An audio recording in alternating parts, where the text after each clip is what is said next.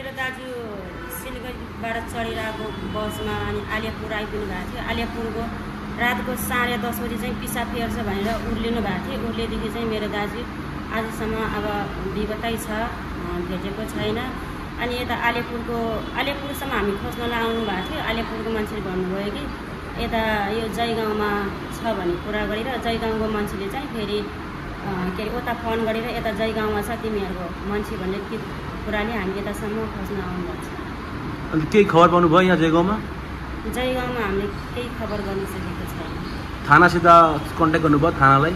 थानामा कन्ट्याक्ट भएको छैन। यता के अरे उसमा सिसी क्यामेरामा हेर्दैछ भन्ने जानकारी गर्नुभएको छ। भाइको नाम चाहिँ के हो तपाईँको? टेकबहादुर कालु तामाङ।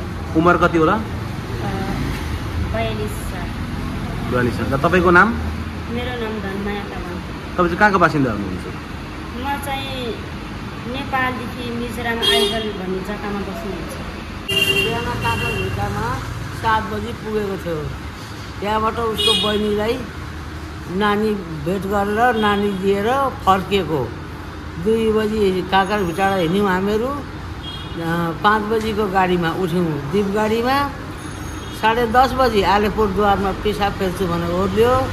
रक्सी रम खाएर एकदम फिटान निसा चाहिँ पुरा थियो।